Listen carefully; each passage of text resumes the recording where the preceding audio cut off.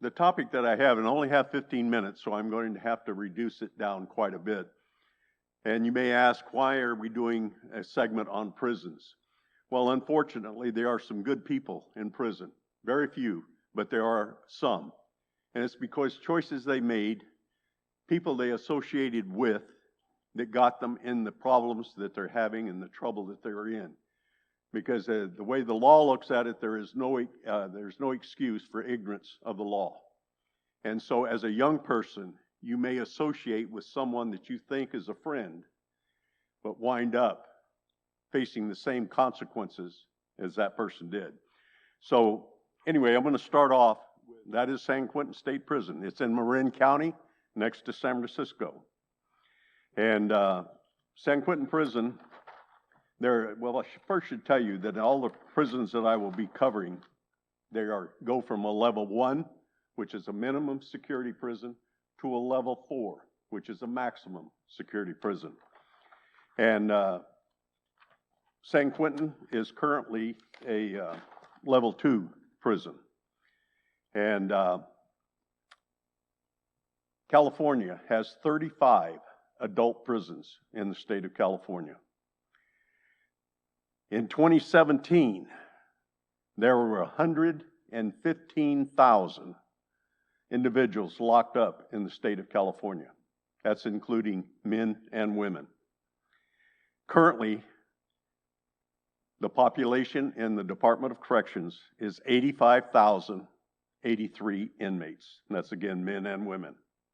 That does not include the ones that are out on parole. And that I can't give you an exact number on that because that differs every day because some of them return to prison on parole violations. The oldest prison in, like I said, in California is San Quentin. It was built 1852. And the youngest prisoner in 1852 was 12 years old. San Quentin covers 26 acres. The value of that 26 acres is $400 million because of the land that it sits on. The current population at San Quentin Prison is 5,247 prisoners. There are 747 inmates on death row at San Quentin. There's 23 of those are women on death row. Again, that's the look from the outside of San Quentin. Anyone knows what that is? That's the death chamber at San Quentin where lethal injections are given.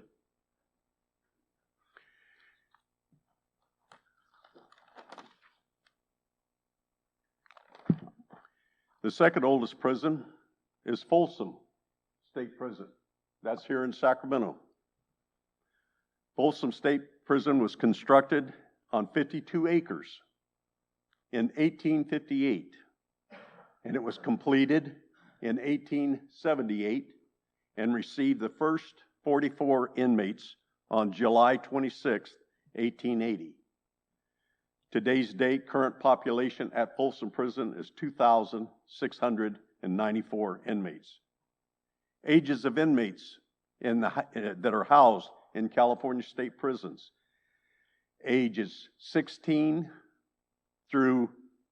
The oldest prison inmate on record was at Folsom Prison. He was 92 years old. He went in at 17. And he did 75 years until his death. Inmates are allowed to attend or volunteer to go to high school, college, or work in a trade program. Inmates cannot be forced to attend any programs. Inmates who work in a trade assignment are paid from, now get this, 8 cents an hour to $1 an hour. And that $1 an hour, that's for making license plates at Folsom State Prison. The next thing I want to show you is their living conditions 5 tiers high. There's 2 inmates per cell. And if I can get Charles just a minute, just to show you, how big is your room that you stay in right now? Think about that. Here's how wide one of those cells are. That's as wide as the cell. Now the length of the cell, one more, is 10 feet. So it's 6 feet wide, 10 feet long. There's 2 prisoners per cell. Inside that cell is 2 beds, a toilet, a sink, and where they put their clothes. So you can tell how well I'm going to show you. That's another cell block. That's an inmate in his cell touching wall to wall. And there's another person that's in the cell with him. Now you think if you do 75 years in that environment, your cell will never get any bigger. The minimum amount that a person can be sent to state prison is 1 year. The maximum amount, the longest on record, is current. He was given 323 years in state prison. I don't know of anybody that's going to live 323 years, but for the crimes he committed, he was given 323 years. Inmates receive 3 showers a week. They receive 3 meals a day. The breakfast is continental. Everybody know what a continental breakfast is? It's usually a roll, cup of coffee, orange juice. That's a continental breakfast. On lunch, they're served a sack lunch. And dinner is the only time they get a hot meal. And that's every day, 365 days a year. General population inmates are out of their cells different times of the day.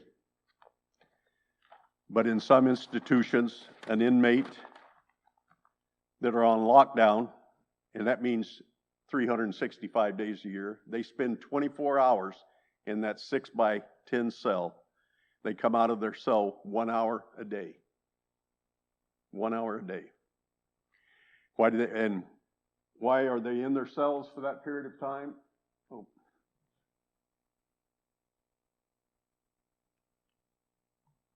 These are types of conducts inside where they make prison-made weapons that they use for stabbings, riots, assault on staff.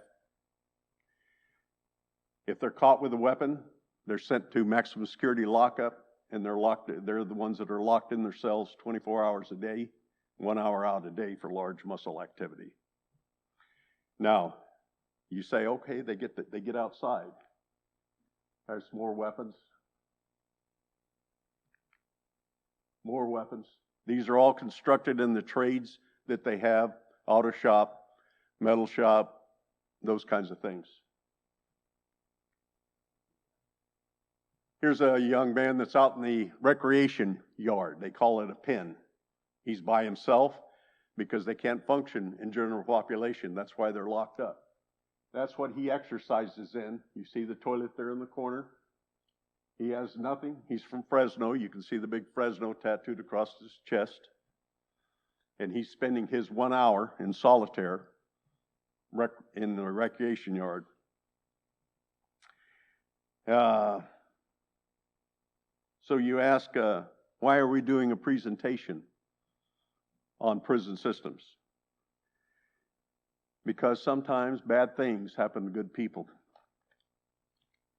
You know, Dave this morning said that he told a story, remember, about the young lady that got pregnant out of wedlock? I want to tell you a story, and I'm going to finish the story. The young lady was 16 years old. She had a twin sister. She attended this congregation. She attended Sierra Bible Camp. She did all the right things. On January 19th, or January 4th, 2019, a young girl lost her life.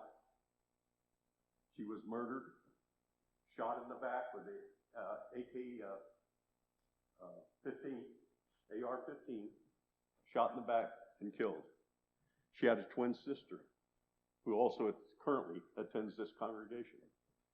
All attempts were made to talk her into living the way she should live, doing the right things, but she made poor choices. Those choices cost her life. How do I know this young lady? This young lady was my granddaughter, 16 years old, and lost her life because she made some poor choices with people that she shouldn't have been with. And it's like one of those that through no fault of her own, she doesn't have any opportunities to change like a lot of people do. Same way as a lot of these 85,000 inmates. Some of them are there due to poor choices that they made. My granddaughter was the same way. Was she a bad girl? No. But like I said, she made some choices to associate with people that she shouldn't have associated with, thinking it's not going to happen to me. Well, trust me, bad things do happen to good people. And the people that you run around with or hang around with, I'll give you an example. Let's say that you go out when you're 16 and your friend has a driver's license, and you're driving down the road and a 7-Eleven is there, and he says, hey, I'm going to stop and go in and get a soda. And he goes in and gets a soda. And he does an armed robbery while he's in there. Guess who also is responsible for that armed robbery? You didn't know he was going in to do the armed robbery, but you were with him. You were driving the car. You're as guilty as he is. How are you going to prove that you didn't know? You can't. There's no possible way that you could. And that's what I'm talking about when I say good people are in prison because they associated with the wrong people, made the wrong choices at a young age. And like I said, you can go to state prison in June of this year, of 2021. They did have the California Youth Authority. But the California Youth Authority is closed down, and anyone now that's 16 years or older will go to state prison for crimes that they commit instead of the California Youth Authority. So like I said, I only have 15 minutes. My 15 minutes are up. Normally when I give these presentations, I give them to the Sacramento schools around here. It takes about an hour and 45 minutes to go into more detail. And what they're trying to accomplish is to make sure that kids understand that you have a choice. You have a choice to either make the right decision or the wrong decision. Let's not make the wrong decisions and get caught up in something that, in all innocence, you had nothing to do with. But because you were there, because you were with the wrong people, may cost you your life, like my granddaughter. And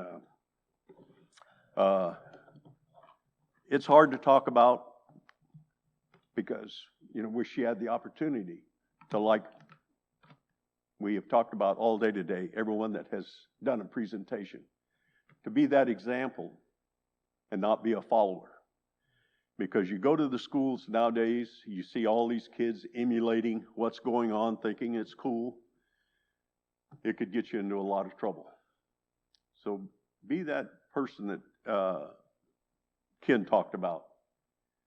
Be that, have the courage to make your no, no, and your yes, yes. Because you don't have to follow.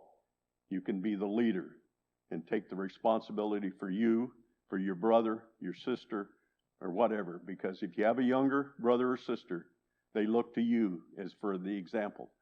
Be the example and be the encourager that they need. And be the encourager that you need to stay a good, strong Christian.